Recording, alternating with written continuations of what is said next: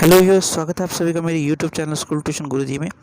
आज हम बात करेंगे वर्कशीट 6 की, जो कि 12 अक्टूबर के लिए जारी की गई है। ये क्लास 7 के सोशल साइंस सब्जेक्ट से रिलेटेड वर्कशीट है, जिसमें हम ज्योग्राफी के चैप्टर को पढ़ेंगे।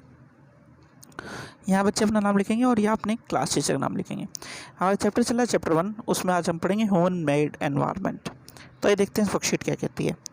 Nature has provided us various things like air, water, vegetation, soil, etc. which are essential for our life। तो क्या कह रहा है, नेचर ने हमें बहुत सी चीज़ें दी हैं, जैसे कि एयर, वाटर, वेजिटेशन, सॉइल, यानी कि हवा, वायु, पौधे और भूमि, जो कि हमारे लाइफ के लिए ज़रूरी हैं। फिर आगे क्या कहता है, the human uses these things from nature as the raw material और modify them according to their needs. तो ह्यूमन ने क्या किया, ह्यूमन ने इसे कच्चे माल की तरह इस्तेमाल किया और अपनी ज़रूरत के हिसाब से मॉडिफाई कर दिया। फिर आगे क्या कहता है, he uses his technological ideas and knowledge on the things of the natural environment and convert it to use in the human made environment. तो ह्यूमन ने क्या किया, अपने टेक्नोलॉजिकल आइडियाज़ को और नॉलेज को यूज़ किया और कन्वर्ट कर दिया जितने भी नेचुरल एनवायरनमेंट के आइटम थे उन्हें अपने ह्यूमन मेड एनवायरनमेंट के लिए। तो the environment made by humans for their convenience is called human made environment. तो क्या हुआ, जो एनवायरनमेंट ह्यूमन ने अपने कन्वीनियंस के लिए बनाया गया वो कहलाया ह्यूमन मेड एनवायरनमेंट। अब उसके कुछ एग्जांपल दिए इसने। For example, woods of trees is use to make furniture. तो जो लकड़ी थी उस हमें जो पेड़ों से मिली थी उसका काम क्या किया, उसने इससे फर्नीचर बनाया, जैसे चेयर, टेबल, है ना, इस तरह की चीज़ें। फिर है ब्रिक्स, ईंट हमें कैसे मिली, जो हमारी मिट्टी थी उससे उसने ईंटें बनाई और ईंटों से अपना घर बना लिया। फिर है metals are use to make vehicles, utensil etcetera. तो जो मेटल्स थे उनसे क्या किया इसने उससे अपनी कार, बाइक, इस तरह की चीज़ें बनाई और बर्तन बनाए। ठीक है, तो ये तो बात हुई इस चीज़ की। चलिए आगे देखते हैं क्या कहता है। आगे कहता है, many times human made environment adversely affect the natural environment like smoke from vehicles and industries pollute the air. तो क्या कहता है, ह्यूमन मेड एनवायरनमेंट ज़्यादातर केसेस में नेचुरल एनवायरनमेंट को बहुत ज़्यादा इफेक्ट करता है, जैसे कि जो धुआं निकलता है व्हीकल से और इंडस्ट्री से वो पॉल्यूट करता है एयर को। तो क्या करना चाहिए, तो करना ये चाहिए, a perfect balance is necessary between the natural and human environment. तो नेचुरल और ह्यूमन एनवायरनमेंट के बीच में क्या होना चाहिए, एक बैलेंस होना चाहिए। और the human must learns to live and use their environment in harmonious way. तो ह्यूमन को क्या करना चाहिए, दोनों के बीच में, ह्यूमन एनवायरनमेंट और नेचुरल एनवायरनमेंट के बीच में एक ऐसा हारमोनियस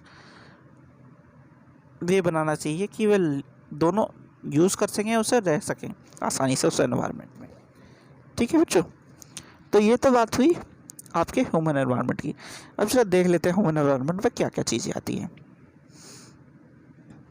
तो ह्यूमन एनवायरनमेंट जब बनाने की कोशिश की तो उसने सबसे पहले क्या बनाया, आने जाने के लिए रोड्स बनाई। ऐसा क्यों किया उसने, क्योंकि पहले जो ह्यूमंस थे वो एक जगह से दूसरी जगह आते जाते रहते थे, एक तरह से घुमंतु थे, जो आदि मानव टाइप के थे लोग थे उस टाइम पे।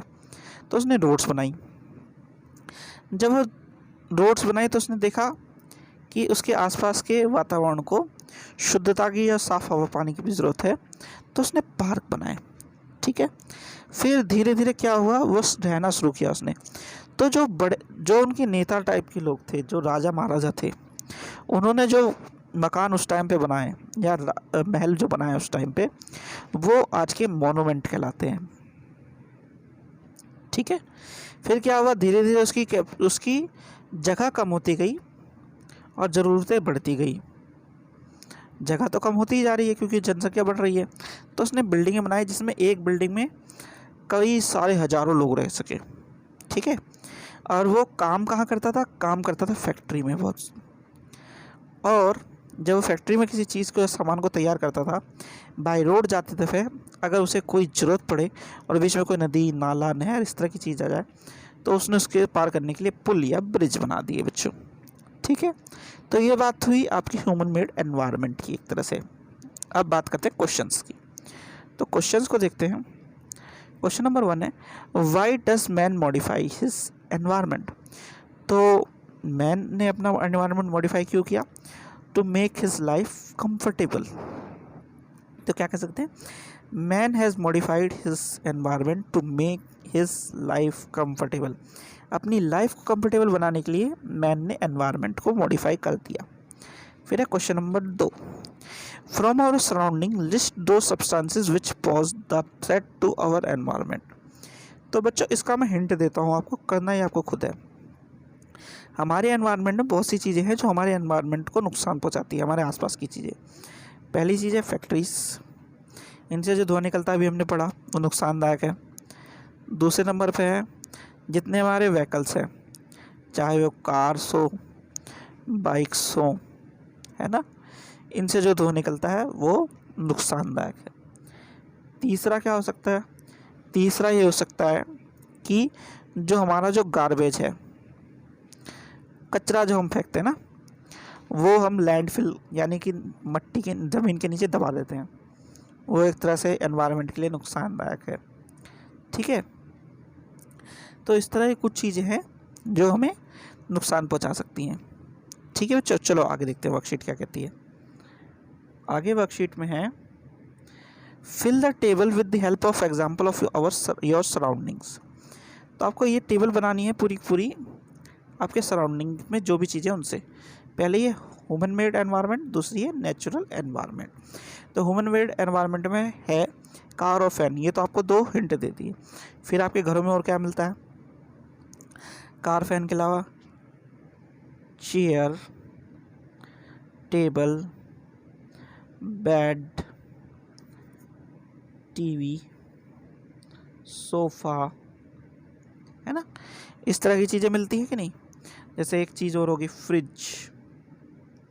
ठीक है, तो ये सब चीज़ें क्या हैं? ह्यूमन मेड एनवायरनमेंट का एग्जाम्पल। ये एग्जाम्पल दिए हैं मैंने आपको, आप इसमें और भी चीज़ें ऐड कर सकते हैं बच्चों। ठीक है, फिर है नेचुरल एनवायरनमेंट। नेचुरल एनवायरनमेंट में 2 चीज़ें दी है इसने, रिवर और माउंटेन। तो नेचुरल एनवायरनमेंट में क्या क्या हो सकता है? नेचुरल एनवायरनमेंट में फॉरेस्ट हो सकता है और